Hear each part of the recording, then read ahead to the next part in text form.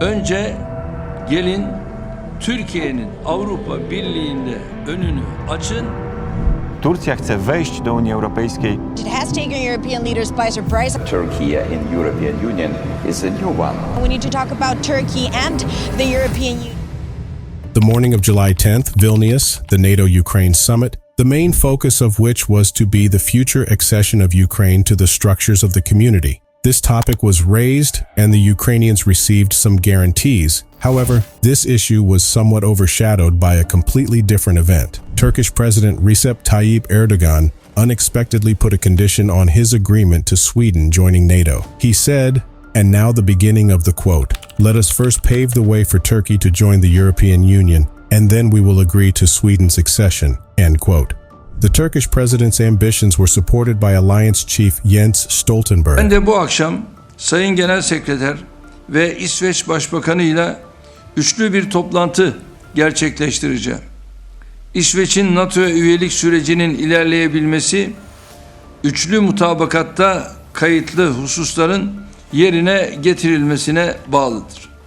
Önce gelin Türkiye'nin Avrupa Birliği'nde önünü açın, ondan sonra biz de Finlandiya ile ilgili nasıl onun önünü açtıysak İsveç'in de önünü açalım. In short, Sweden will join the alliance if the Union creates a viable accession plan for Turkey, which, when implemented, is expected to result in the country's accession to the European community. This would be an unprecedented event and extremely important for the future of the West as well as the whole of Europe. European leaders as well as officials were surprised by what proposal the Turkish president made. Some of them cautiously publicly showed that they were serious about the Turkish leader's request, pledging to explore ways to revive Turkey's EU candidacy. In line with the vision of its founding father, Mustafa Kemal Atatürk, Turkey has historically positioned itself as part of Europe, the bulwark of the Western world. It applied to join the European Club in 1959, applying to the then European Economic Community just 2 years after its creation. To date, the Union and Turkey have not found common ground to make this goal a reality. The main stumbling blocks have been geography, economy, and religion, as the dominant religion in Turkey is 98% Islam, but it is not Orthodox, and the Turks themselves are significantly different in their approach from the Arab world, being in fact somewhat of a gateway to Europe, as it has been throughout history. Turkey's accession brings many challenges indeed, but it could also restore Brussels' dream of global hegemony, which it has lost to the United States or even China. That's why in today's material we'll examine for you what Turkey can give to the European Union and how it will benefit itself when it can potentially become part of the community, and why Europeans are still somewhat skeptical about this solution for almost 60 years. All this in today's video I invite you to watch. Turkey was granted EU candidate status in December 1999. Accession negotiations with the EU began in October 2005, but due to the ongoing degradation of democracy, the rule of law, and fundamental rights in Turkey, they have been at an impasse since June 2018. Nevertheless, Turkey itself is not a weak state and has much to offer itself. Its economy is as much as $820 billion, so if it were to join, it would account for a total of 8% of the community's GDP, and the predisposition for development is huge. It is a country that is still severely underestimated and underinvested. Moreover, as we look at the map, it is favored by geography. After all, it is located at a strategically important point in the geopolitical arena. It is the link between Europe and Asia.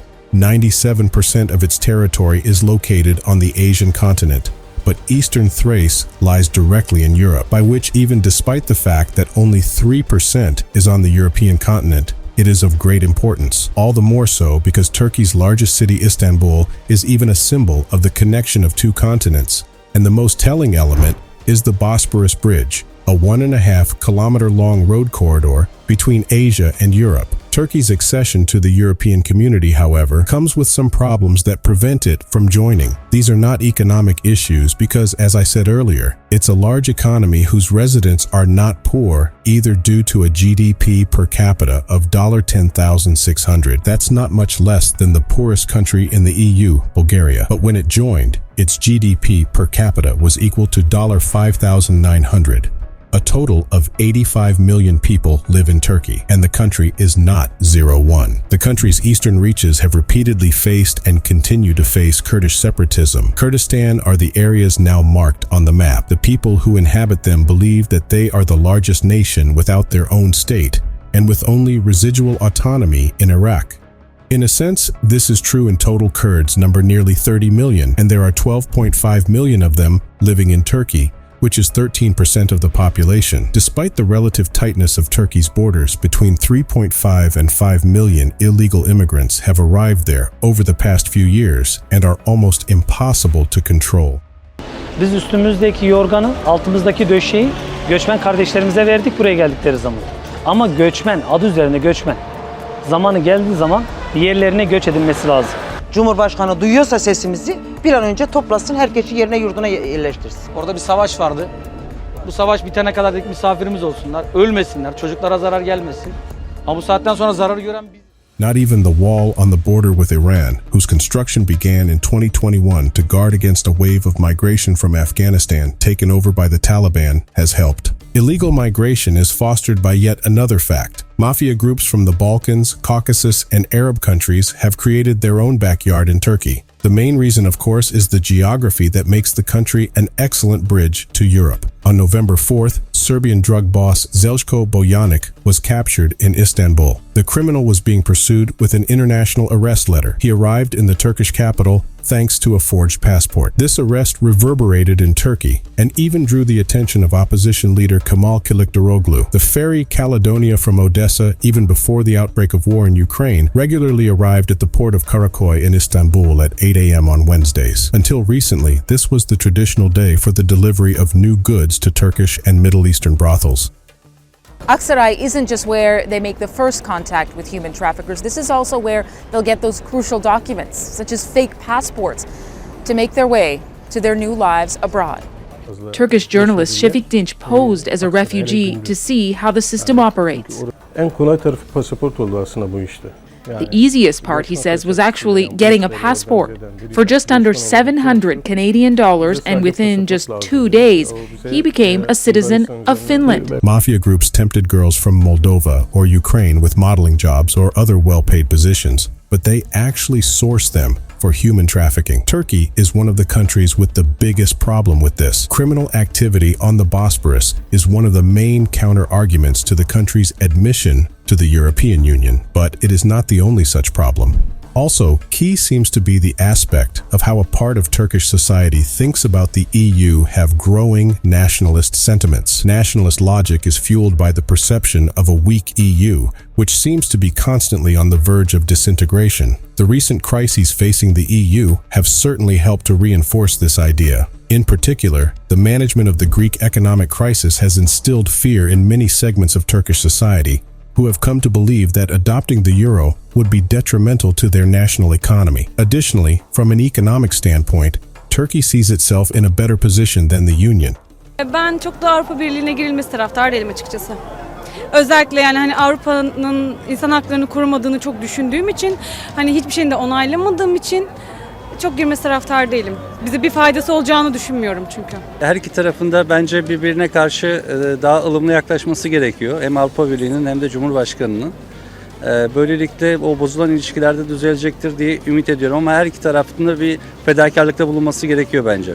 Yıllardan beri zaten Türkiye'ye hani bir üvey evlat muamelesi yapıldı. Hep oyalama taktikleri yapıldı. İşte en basiti göçmenler için belli bir paralar vaat edildi. Onlar bile verilmedi. Türkiye hep eleştirilen bir ülke. Bence girmese daha iyi olur. Almazlar. Biz orada bekleriz o kapıda, yine almazlar. Çünkü Müslüman ülke. Of course, these arguments have some support, as Brussels has been on the decline in recent years, but that doesn't change the fact that Turkey is in a much worse position than the rest of the continent. Although Turkish inflation has fallen further, its level is around 40%, and in tourism, it's up to 80%. Turkey, despite the fact that it still works, we go to it for vacations. Nevertheless, it is actually on the verge of collapse. To shore up the state budget, Turkey's fuel tax was raised by 200% overnight on July 17, 2023. The desperate government is trying drastic solutions, hardly surprising since it is up against the wall. In addition to the budget hole, which was exacerbated by more than $42 billion by February's earthquake, it is seeing increasingly serious problems with the exchange rate of the lira, which as a currency is about as stable as Turkish soil in the southeastern corner of the country. Erdoğan's move towards the community and playing up Sweden is due to his weakness. Less than a few years ago, he threatened the EU that if the latter did not give him $3 billion, he would open the border to migrants, and these would end up in both Greece and Bulgaria. When 50,000 migrants massed across the sea to Greece, you caused an uproar. You began asking, what would you do if Turkey opens its gates? Look at me. If you go any further, these border gates will be opened. It's worth noting that in 2022 alone, the Greeks intervened with nearly 250,000 illegal migration attempts at the Turkish-Greek border. What's more, in the same year, Turkey claimed rights to several Greek islands and threatened Athens with war. The last thing that NATO needs at a time when our focus is on helping Ukraine defeat Russia's aggression is another source of instability on NATO's southeastern flank. We will not accept open acts of aggression that violate our sovereignty and our territorial rights. And these include overflights over Greek islands, which must stop immediately. How then to accept into the European Union a country that scares its own allies with bloodshed? This is a road to nowhere. Hence, Turkey's membership is looked at rather through the fingers, but the momentum in which we find ourselves means that, paradoxically, it would be best if both sides decided to drop the war axe and find a solution to some of the problems that block this candidacy. Turkey's accession to the EU would strengthen its position on the international stage. The economies of Eastern and Southern Europe, including Turkey, still have room for dynamic development, and only this path could give the European Union a chance to return to the race to become a global power. Turkey's population of more than 80 million, added to the 450 million people living in the EU, would give the economy an injection of much-needed manpower, which in the case of Germany, for example, is already present, as a total of 2 million Turks live and work there. Turkey's membership could also enrich the EU's external relations with an important set of diplomatic, political, and cultural tools. Due to its geographic location, Turkey can influence many areas, such as the common foreign and security policy. As I mentioned earlier, Turkey's geographic border is the Middle East, Europe, and the Caucasus, which will greatly improve the EU's external relations and increase the credibility of EU policy. Consequently, the Union's border will reach the South Caucasus, Iraq, and Syria, and thus lead to increased engagement of member states with the southeastern periphery, trying to solve the problem of illegal immigration at the source. Turkey for Europe could be a kind of shield, just as it was after the Eastern Schism and the rise of Byzantium with Constantinople at its head. Modern Turkey could play the same role in geopolitics as it once did in history. Nevertheless, after the Ottoman occupation of these territories, in terms of culture and customs, Turks are somewhat different from other inhabitants of the European community, which is why the accession process takes a long time and will probably continue for many years. Nonetheless, there is a chance that Brussels will find common ground with Ankara, all the more so because the latter controls the Bosphorus Strait, is a major element of China's Silk Road, and is located right near the Suez Canal, which is also of strategic importance. Turkey also has the second strongest army in Europe, so for economic and security reasons, such an enlargement of the Union would make sense. But as you have seen for yourself in the course of this material, there are many obstacles along the way that must first be overcome. Let me know what you yourselves think on this subject. From my side, that's it for today. Thanks and stay tuned. Cheers.